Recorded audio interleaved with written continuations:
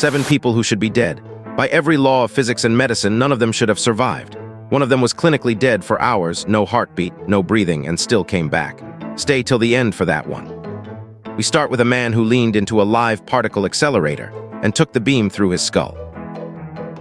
This scientist took a beam of radiation straight through his head, brighter than 1,000 suns, and he lived. It punched through his skull at nearly the speed of light. He felt no pain. He didn't even fall down. 1978. Anatoli Bugorski leans into a Soviet particle accelerator to check a fault, not knowing the safety locks have failed and the machine is still running. A proton beam fires through the back of his head and out beside his nose. He sees a blinding flash of light, and he feels absolutely nothing. Slowly, the left half of his face freezes in place. Doctors are certain he will die within days. Instead, he recovers, finishes his doctorate, and lives for decades with an invisible tunnel burned clean through his brain. A beam through the brain is one kind of impossible. Drowning is another. This man survived almost 3 days trapped at the bottom of the ocean, in a pocket of air the size of a cupboard. His boat flipped and sank 30 meters down. 11 of his crewmates drowned. He did not. 2013. Off the coast of Nigeria, a sudden swell capsizes Harrison Okene's tugboat and drags it straight to the seabed, in total darkness. He gropes through the flooding wreck and finds one tiny room with a shrinking bubble of air. Freezing in pitch black, he waits. Hours pass, then days. 60 hours later, divers arrive to recover the bodies. In the dark, a hand reaches out and grabs one of them.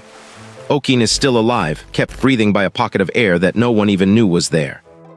Surviving the deep takes strength. This next one only took luck twice.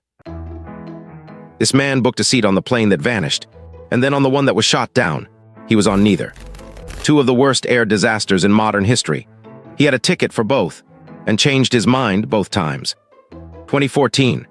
Dutch cyclist Martin de Jonge books a flight home on Malaysia Airlines Flight 370. Then, to save a little money, he swaps it for a cheaper one at the last minute.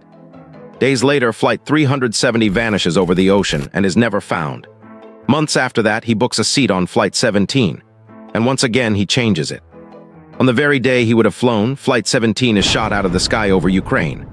Twice, a small choice about money had put him on a different plane, and twice it saved his life. Dodging 2 doomed flights is luck. Surviving 133 days at sea is something else. This sailor survived 4.5 months alone, on a tiny wooden raft in the open Atlantic. A torpedo sank his ship. Everyone else was gone. He drifted completely alone for 133 days. 1942. A submarine torpedoes Poon Lim's ship in the Atlantic.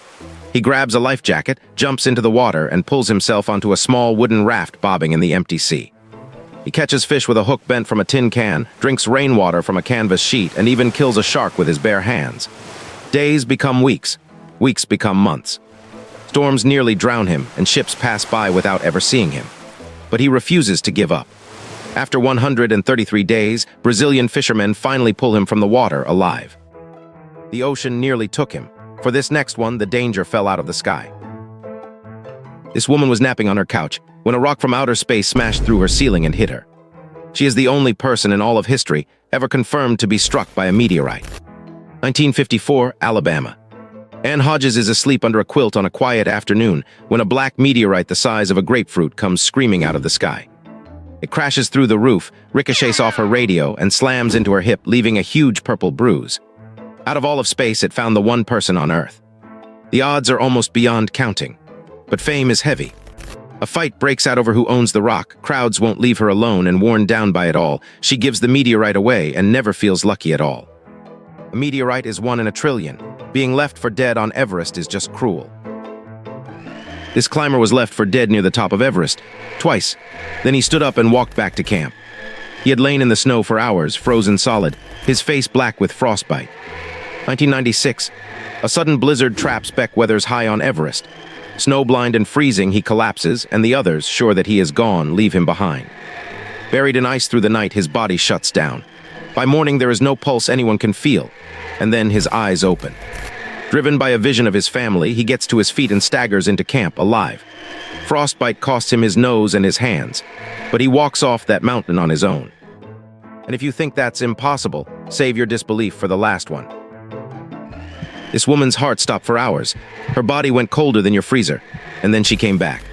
She fell through ice into a freezing river, and was trapped underneath it in the dark for 80 minutes. 1999.